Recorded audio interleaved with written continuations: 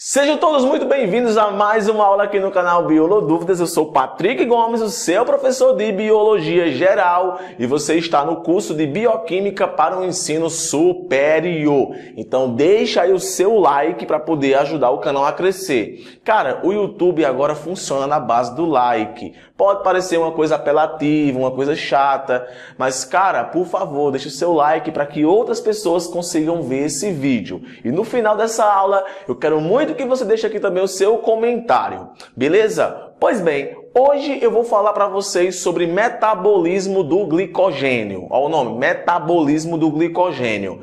Essa aula aqui, ela não é para qualquer pessoa, mesmo quem vem aí no ensino superior. Para você poder entender o metabolismo do glicogênio, do jeito que eu vou explicar aqui, é necessário que você tenha assistido já alguma aula sobre gliconeogênese, glicogenólise e glicogênese, porque eu vou fazer uma contextualização desses processos nessa aula. Então a aula eu falei como se eu estivesse conversando com alguém que já viu esses processos. Então, talvez você queira aqui assistir essa aula sem primeiro entender o que é gliconeogênese, glicogenólise e glicogênese, e você vai ficar meio que perdido, porque eu vou estar falando novamente do nome de algumas enzimas, do nome de algumas reações, a ação de alguns hormônios. Então essa aula eu procurei justamente explicar para você os fatores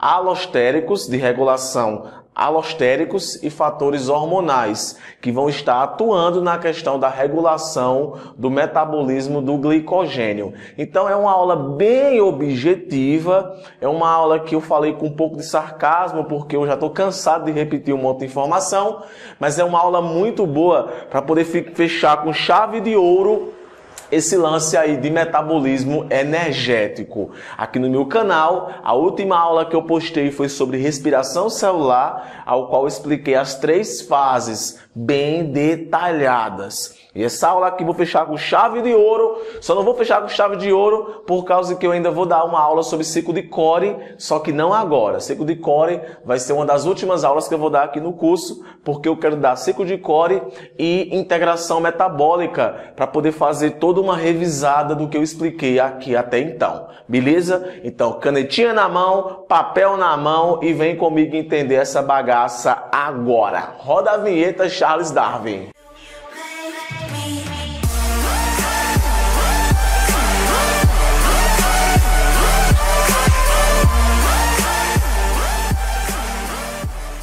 Bom, então beleza, conforme eu já expliquei algumas coisas na introdução, vai ser muito mais fácil agora de entender como acontece esse metabolismo do glicogênio. Então vamos lá. Quando e como o organismo faz glicogenólise e gliconeogênese? Provavelmente esses dois nomes estão bitolados em sua cabeça de tanto eu falar. Glicogenólise, só repetindo mais uma vez, processo de quebra do glicogênio hepático. Gliconeogênese, processo de produção de moléculas de glicose a partir de compostos aglicanos. Então é sempre bom estar em mente esses dois conceitos, ok? Então, 2 enzimas são fundamentais para a degradação e síntese de glicogênio. Lembre, degradação é uma coisa. Degradação é retirada de moléculas de glicose do glicogênio. Síntese de glicogênio é a adição de moléculas de glicose ao glicogênio. Então eu tenho aí a glicogenólise, que é a quebra, e a glicogênese, que é a formação do glicogênio. Beleza? E o AMP cíclico e a concentração de glicose são fundamentais na regulação delas. Então você vai conhecer 2 enzimas que são fundamentais tanto para o processo de glicogenólise como para o processo de glicogênese. No caso é a formação do glicogênio e a degradação do glicogênio. Como esses processos de glicogenólise, glicogênese e gliconeogênese já foram explicados, então vai ficar muito mais fácil de você entender como acontece esse processo. essa regulação do metabolismo. Olha só, o AMP cíclico, ele estimula a glicogênio fosforilase. A glicogênio fosforilase que tem a função de degradar o glicogênio, de quebrar o glicogênio, de fazer o processo de glicogenólise. Então, o AMP cíclico ele acaba estimulando a enzima glicogênio fosforilase. Entretanto, esse mesmo AMP cíclico, ele acaba inibindo a glicogênio sintase, que no caso é a enzima que vai atuar ativando o processo de glicogênese. Então, enquanto o AMP cíclico estimula a glicogênio fosforilase, esse mesmo AMP cíclico ele estimula a inibição da glicogênio sintase. Lembre que estamos falando de dois processos antagônicos. Enquanto uma enzima, que no caso é a glicogênio fosforilase, se preocupa em degradar o glicogênio, a glicogênio sintase ou sintetase se preocupa em formar o glicogênio. Mas, Patrick, quem é que estimula a glicogênio sintase? Bom, o aumento de glicose. O aumento de glicose também é a ação de alguns hormônios, principalmente o hormônio insulina, eles vão acabar estimulando a formação de glicogênio, ou seja, acabam aí estimulando a glicogênio sintase para poder ocorrer a formação do glicogênio. Então, o aumento da concentração de glicose acaba aí estimulando a ativação da glicogênio sintase. Em contrapartida, esse aumento de glicose, ele acaba também inibindo a glicogênio fosforilase. Beleza? E lembre, glicogênio fosforilase atua na degradação do glicogênio, enquanto a glicogênio sintase atua na formação do glicogênio. Se eu fosse você, eu sempre faço isso, né, aqui no meu curso. Dê um pause, anote isso daí. Aqui é questão de provas de ensino superior, que talvez você vá resolver uma prova de ensino superior e possa cair isso, perguntando quem estimula e quem inibe. Então, quem é que vai estimular a glicogênio fosforilase? O AMP cíclico. Quem é que vai inibir a glicogênio fosforilase? O aumento de glicose. A mesma coisa acontece de um modo antagônico. Quem é que vai estimular o glicogênio sintetase ou sintase? O aumento de glicose. Quem é que vai inibir o glicogênio sintase? O AMP cíclico. Ok? Beleza? Anotou? Espero que tenha anotado. Beleza? Então, vamos para frente. O que eu quero que você entenda agora é a regulação da enzima glicogênio fosforilase. Essa mesma enzima que eu acabei de falar para você aqui, que atua na degradação do glicogênio.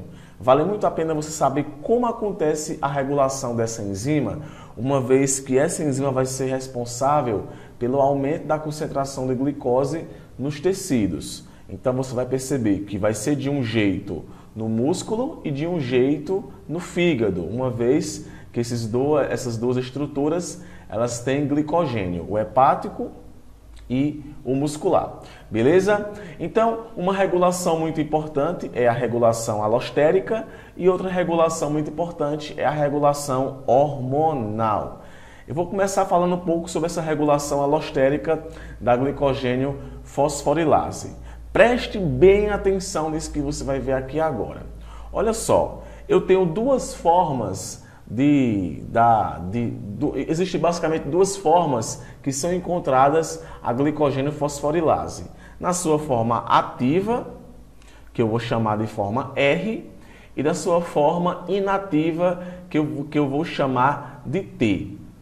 Como eu falei agora há pouco, tanto o AMP cíclico ele pode estimular a glicogênio fosforilase, como as concentrações de glicose poderão inibir a questão da ativação da glicogênio fosforilase. Então, se liga só, enquanto o AMP cíclico, que eu mostrei no slide anterior, ele acaba atuando na ativação da glicogênio fosforilase, da sua forma inativa em sua forma ativa, Em contrapartida, o excesso de glicose e o excesso de glicose 6-fosfato, eles acabam aí inibindo a ativação da glicogênio fosforilase R em glicogênio fosforilase T. Isso acontece porque existem sítios alostéricos na enzima glicogênio fosforilase, ao qual a glicose pode inclusive estar se ligando, isso aí graças também à insulina e à glicose 6-fosfato, mudando a conformação dessa enzima e deixando ela de modo inativo. Então essa regulação alostérica acaba sendo muito importante, tanto para a questão do inibimento, principalmente do inibimento, da inibição da glicogênio fosforilase R em glicogênio fosforilase T. Então, a regulação alostérica acontece graças justamente à ligação de moléculas de glicose e da enzima glicose 6-fosfato a essa enzima, inativando ela de forma R para a forma T. Uma outra regulação que eu considero muito importante é a regulação hormonal. Nessa regulação aqui, você vai perceber que existem basicamente dois tipos de glicogênio fosforilase R. Patrick, dois tipos é uma forma mais ativa e uma forma menos ativa. Então você vai ter a forma mais ativa e a forma menos ativa, ou melhor, a forma menos ativa e a forma mais ativa. Deixa eu voltar aqui. Essa forma B, que é a forma que eu vou chamar de menos ativa, ela é uma forma desfosforilada. Ela não vai ter fósforo em sua composição. Ela vai estar ativa, só que ela vai ser menos ativa. Os fósforos, eles acabam auxiliando ainda mais no processo de fosforilação. Então, a forma inativa, ela não vai ter fósforo. Já a forma ativa vai ser uma forma fosforilada. Esses fósforos são importantes para auxiliar ainda mais no processo de fosforilação.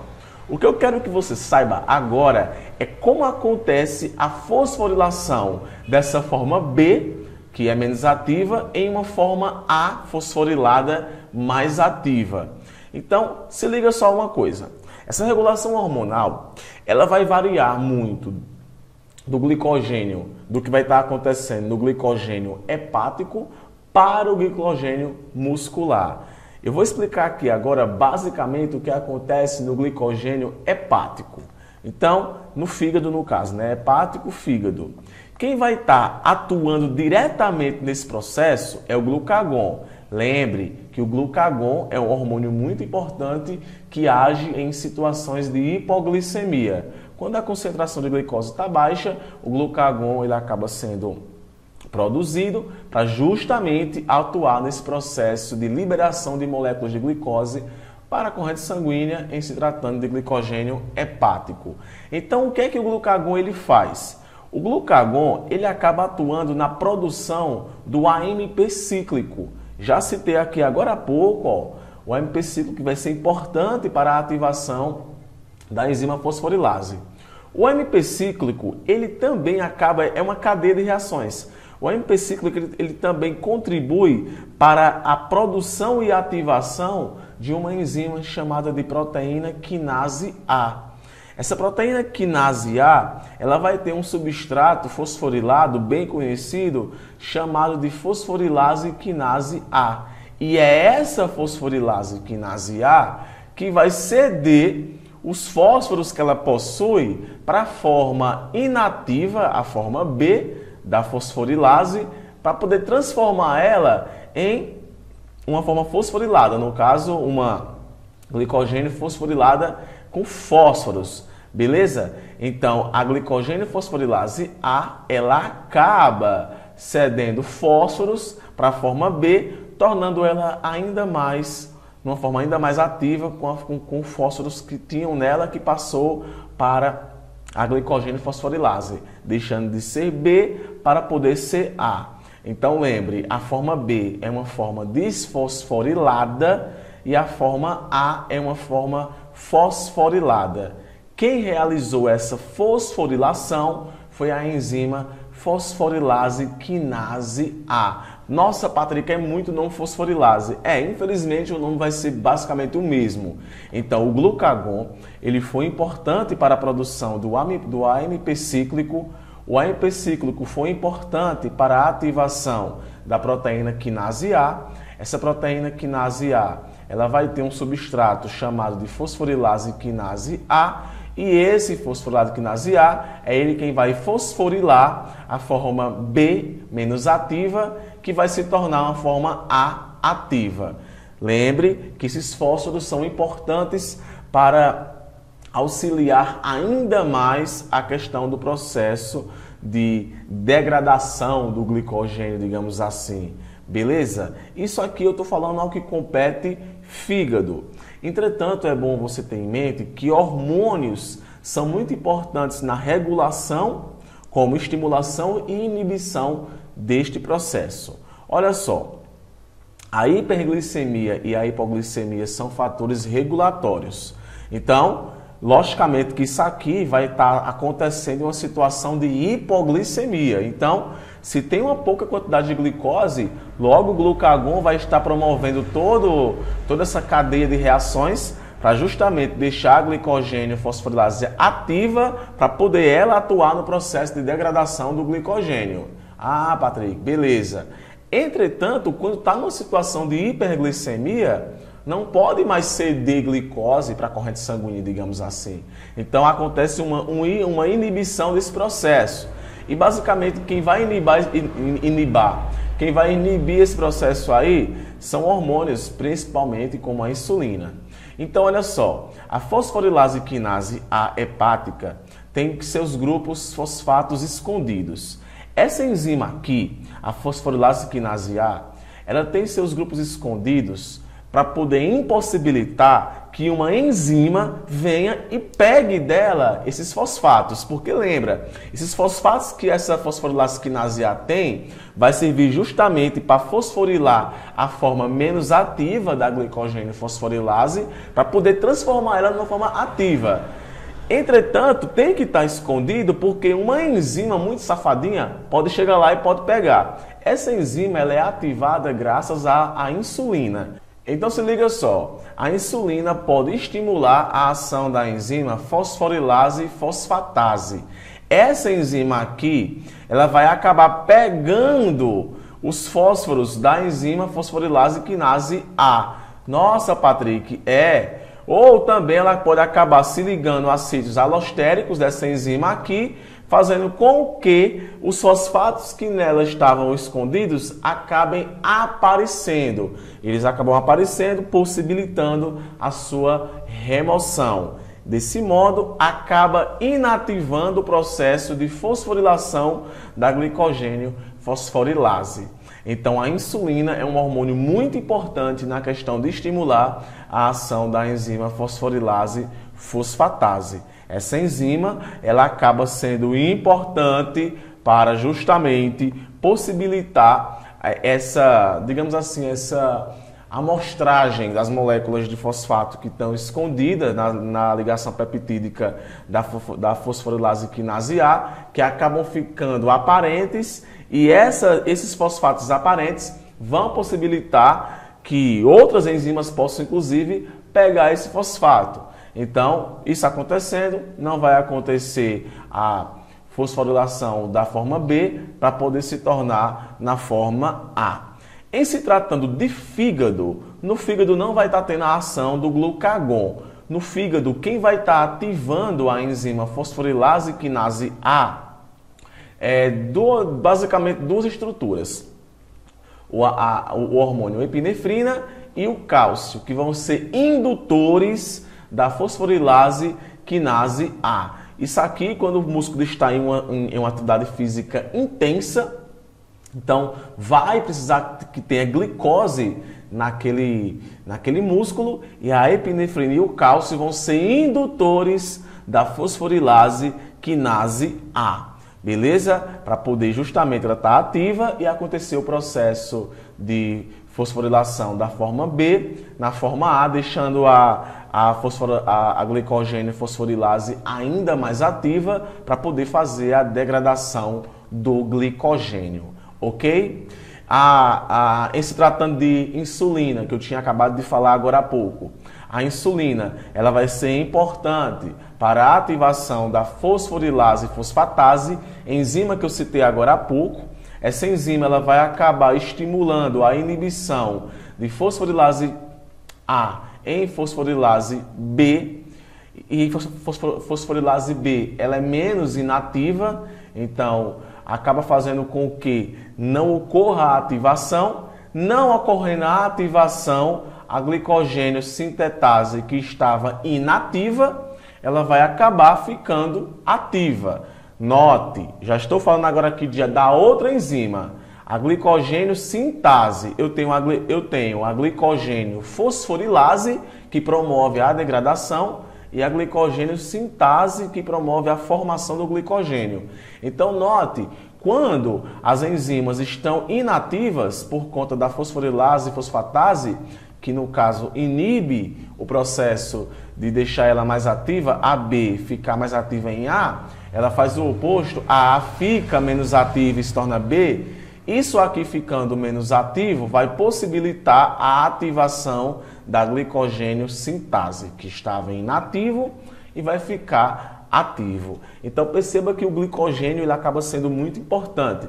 Quando a gente vê esse processo, já tendo visto a glicogenólise, a neoglicogênese e a glicogênese, fica mais fácil. Então, como eu espero estar conversando com pessoas que já viram as minhas aulas anteriores, essa aula aqui é só para a gente poder entender a regulação. Por isso que eu estou falando assim as coisas meio que como se eu já tivesse explicado. Porque basicamente isso aqui tudo eu já expliquei nas aulas de gliconeogênese, de glicogenólise e de glicogênese. Só que eu expliquei de modos separados. E aqui eu estou explicando de um jeito mais integral, como se fosse uma integração metabólica, beleza? E essa mensagem fica aparecendo direto. E um outro fator que também vai estar regulando a questão do metabolismo do glicogênio é o ciclo de Cori, que eu vou estar explicando ele bem direitinho em uma outra aula que eu vou estar gravando aqui no nosso curso. Olha só, o músculo em plena atividade vai fazer a fermentação láctica. Essa fermentação láctica vai produzir o lactato vai para o sangue, vai para o fígado, vai participar do processo de gliconeogênese, vai virar glicose e vai voltar para o fígado. Então note que o ciclo de Cori também é importante para a questão de formação de glicogênio, beleza? Porque ele vai transformar o lactato em glicose, glicose livre em excesso pode voltar a ser glicogênio, tanto numa via hepática como numa via muscular. Ok, gente, essa era a mensagem da aula de hoje, uma aula mais compactada das que eu vim explicando até então, uma aula mais de finalização de metabolismo energético. Vou falar também agora no curso de outras coisas. Se você gostou, deixa o seu like, fico muito feliz com o seu feedback. Deixe o seu like, que vale muito a pena para poder o canal crescer. E é claro, deixe as suas opiniões nos comentários. E caso queira mandar alguma dúvida, mande a dúvida aqui para o WhatsApp do canal, que eu faço questão de tirar a sua dúvida. Eu fico por aqui, eu sou Patrick Gomes do canal Biolodúvidas. Beijo, valeu e até a próxima.